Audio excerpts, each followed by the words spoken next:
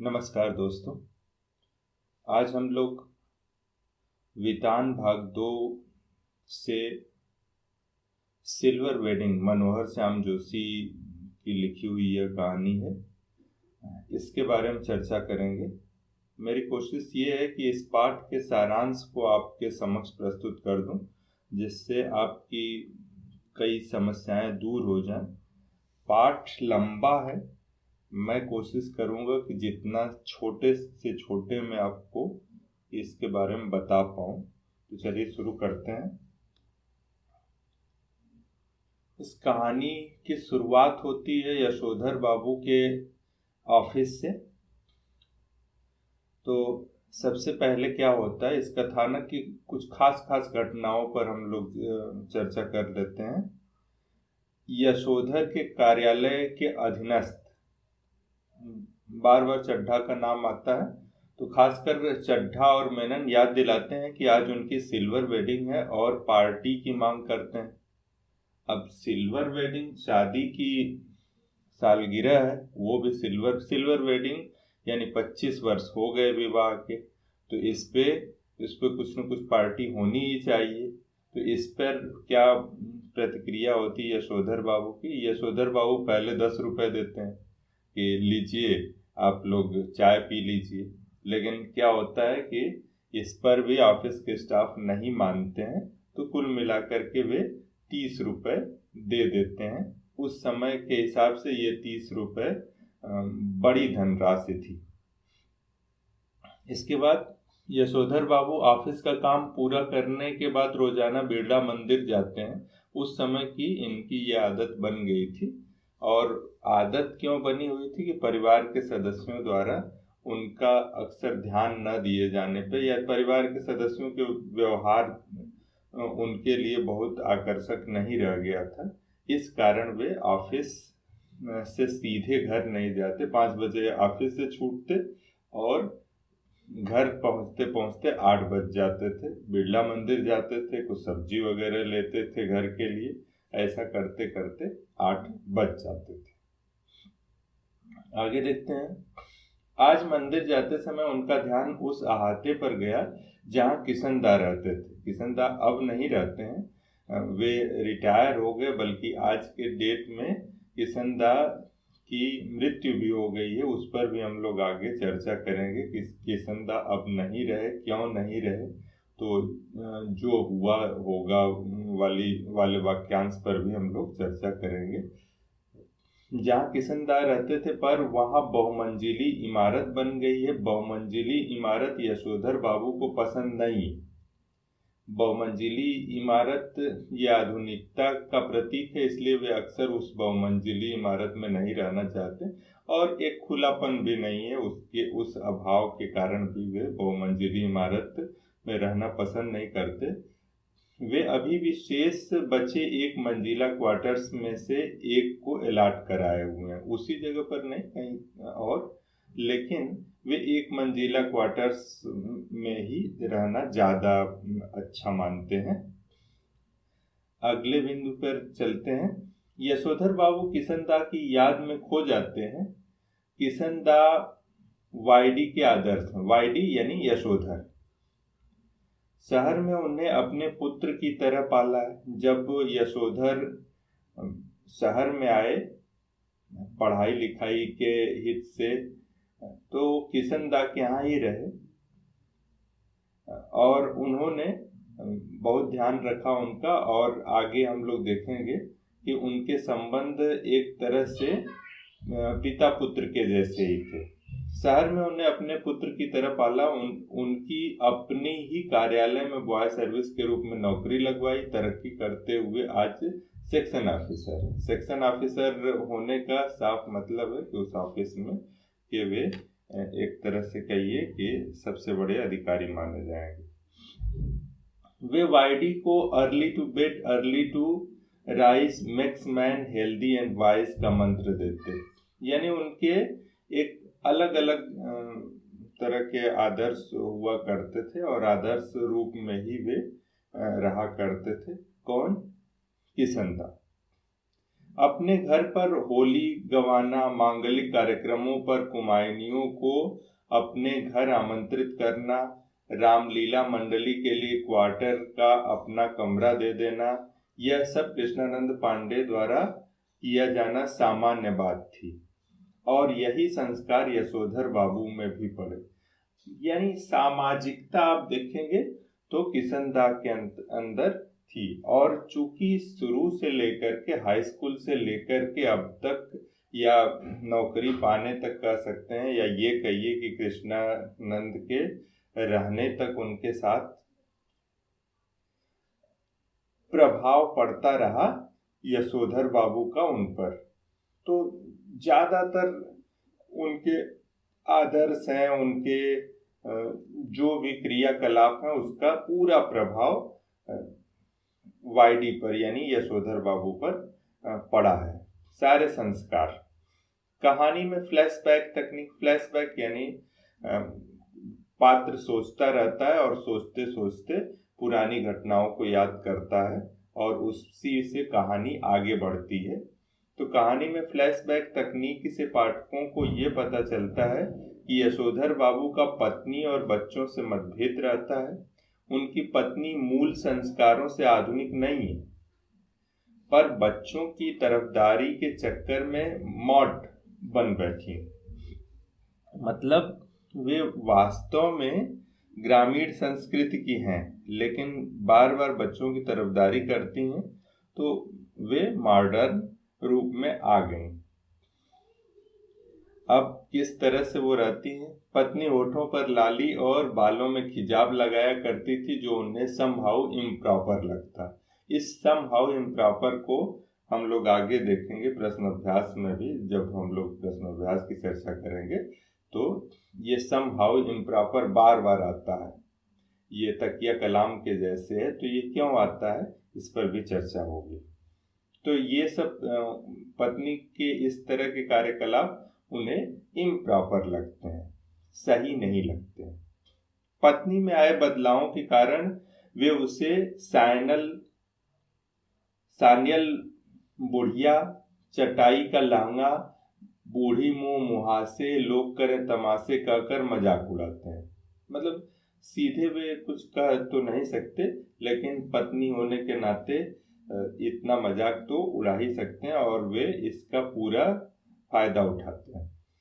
अब बड़े बेटे के बारे में। बड़ा बेटा भूषण विज्ञापन संस्था में काम करता है। उसे 1500 रुपये मासिक वेतन मिलते। मैंने बताया कि उस समय पैसे की बड़ी कीमत थी, तो 1500 रुपये एक बहुत बड़ा अमाउंट था। उस समय की दृष्टि से यह असाधारण वेतन था, इसलिए यशोधर बाबू को यह बात समहाउ इम्प्रॉपर लगती थी कि इतना ज़्यादा पैसा कैसे कोई, वो भी प्राइवेट विज्ञापन संस्था, दे सकती। दूसरे बेटे के बारे में जानिए। दूसरा बेटा आईएएस की तैयारी कर रहा था। उसका एलाइड सर्विसेज में न जाना भी उनको समहाउ इम्प्रॉपर लगता। यानी आईएएस की तैयारी करने के बाद एलाइड सर्विसेज, मुख्य रूप से आईएएस की सर्विसेज तो नहीं मिली, लेकिन आईएएस से ही संबंधित एलाइड सर्विसेज में चयन हो गया। फिर भी उनके लड़के ने वो सर्विस ज्वाइन नहीं की। इस पर भी उन्हें लगा कि ये ठीक नहीं है, ज्वाइन कर लेना चाहिए था। उनका तीसरा बेटा स्कॉलरशिप लेकर के अमेरिका चला गया। उसके बारे में इतनी जानकारी हम लोगों को कहानी में मिलती है। उनकी एकमात्र बेटी डॉक्टरी की पढ़ाई कर रही है। वह शादी से इनकार करती है। उसका मानना है कि शादी तो मेरा अपना फैसला इस पर होना चाहिए, किसी और का क्यों हो। साथ ही वह डॉक्टरी की उच्चतम शिक्षा के लिए अमेरिका जाने की धमकी भी दिया करती। वह बार बार विदेश चले जाने के बारे में कहती। वे अपने बच्चों की तरक्की से खुश हैं। भाई, अब तक हम लोगों ने परिवार में बच्चों के बारे में जाना, तो आप ये ध्यान देंगे कि तरक्की तो है ही, परंतु उनके साथ सामंजस्य नहीं बैठा पाते। वे बच्चों के साथ सामंजस्य नहीं बैठा पाते जिस तरह से बच्चे रहना चाहते हैं। वे चाहते हैं कि उनके लड़के घर का सामान लाने में उनका हाथ बटाएं, परंतु बच्चे चाहते थे कि वे इन कामों के लिए नौकर रख लें। ये जनरेशन गैप की बात आप पूरे कहानी में देखेंगे और ये कहानी इसी रूप में आगे बढ़ती भी जाती है। यशोधर को यही समहाउ इम्प्रॉपर मालूम होता।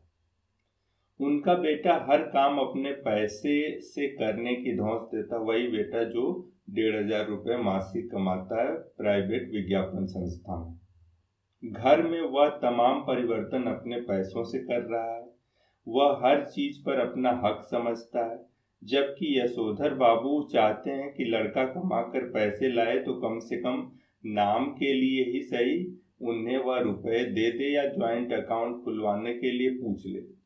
ये यहाँ पर ये अपेक्षा है कि मेरा बेटा अच्छे संस्कारों से हो और माँ बाप के प्रति निष्ठावान हो, ये बात कही गई है। आज यशोधर बाबू घर पर पहुंचे। देखिए आज वही दिन है, तो ऑफिस में क्या हुआ पता चला आपको कि खास दिन है। तो आज यशोधर बाबू घर पर पहुंचे तो सजावट देखकर अपने ही घर को पहचान नहीं पाए। वहां की गतिविधियों को देखकर पता चला कि उनकी शादी की रजत जयंती की पार्टी की जा रही है। कई परिचित रिश्तेदार और बड़े बेटे के ऑफिस के साहब भी आए हुए हैं, जिन्हें बारी बारी से विदाई दी जा रही है। अब ये आप कहेंगे कि पिता को न बताया जाना पिता के को सरप्राइज देने के लिए था, लेकिन ऐसी बात नहीं थी। सभी को मालूम था ये पिता को न बताया जाना ये पिता को सरप्राइज न होकर के बल्कि उनके बारे में ध्यान न दिया जाना, ऐसे इस कहानी में इसे समझ सकते हैं और लेखक भी यही कहना चाहते हैं। अब एक चीज और आपको इस पर ध्यान दिलाऊं मैं, ये ऑफिस के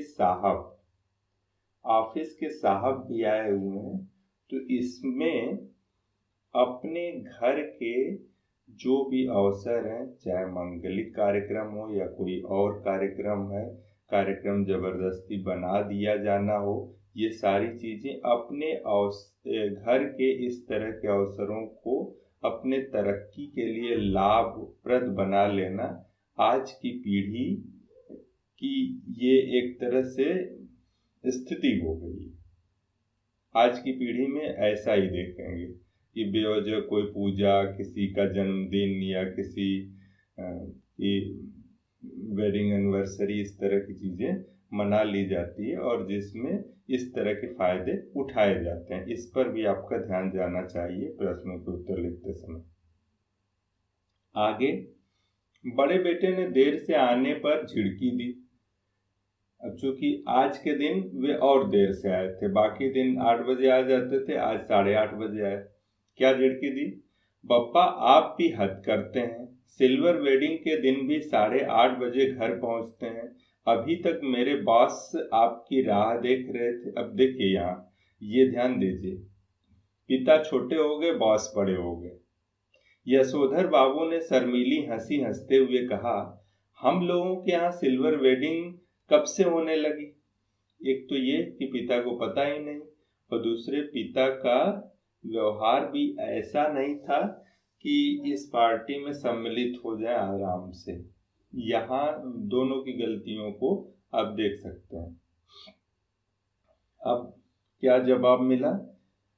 जब से तुम्हारा बेटा 1,500 महीने कमाने लगा है, तब से। यह बात चंद्रदत्त तिवारी ने कही, जो दूर के रिश्ते में भांजा लगता था।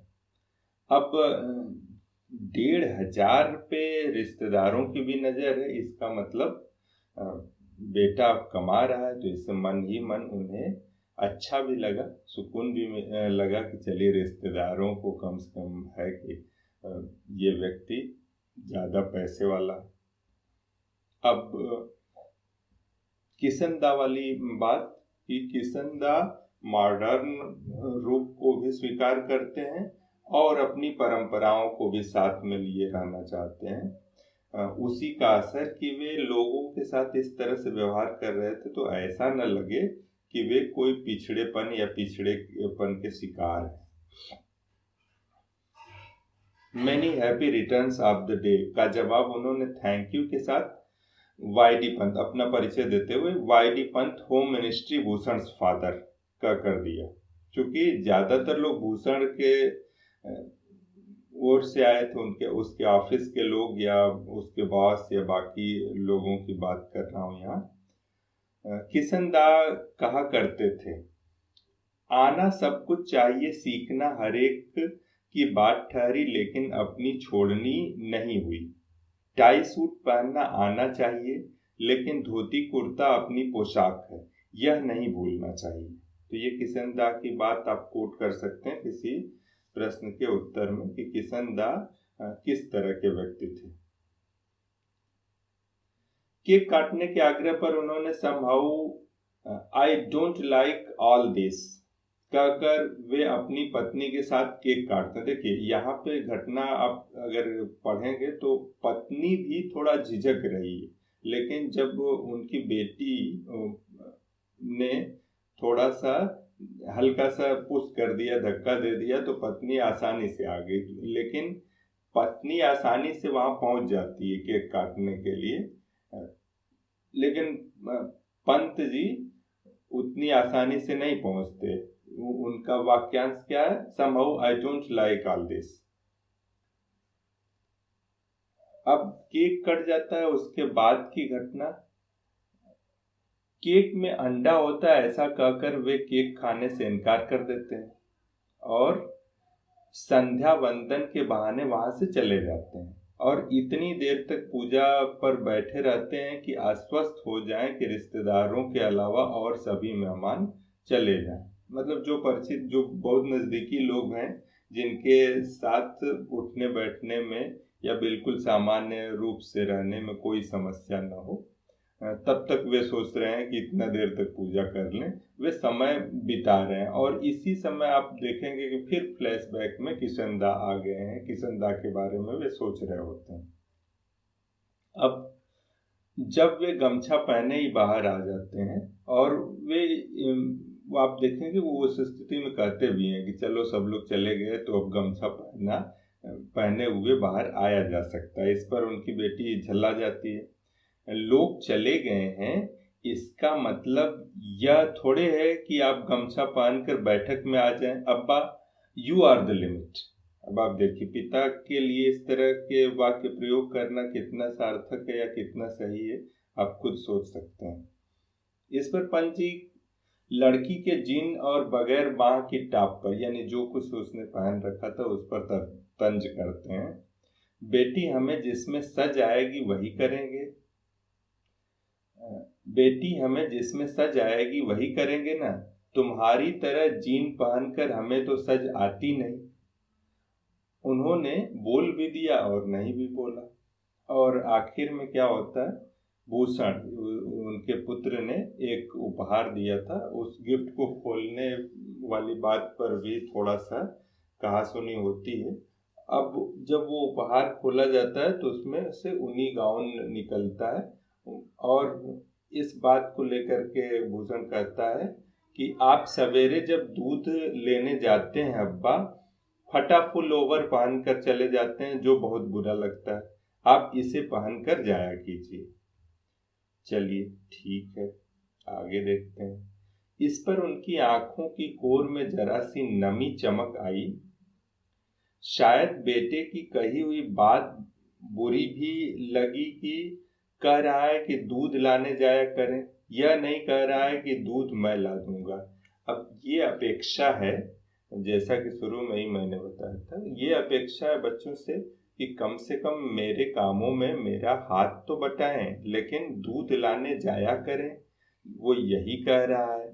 ठीक है, उपहार की बात पर प्रसन्न जरूर हुए होंगे कि बेटा पैसा कमा रहा है, लेकिन उसे एक पुत्र का धर्म निभाना चाहिए था और कह देता कि पापा या अब्बा आप रहने दीजिए, मैं दूध ला दूंगा, तो उससे ज्यादा प्रसन्नता होगी।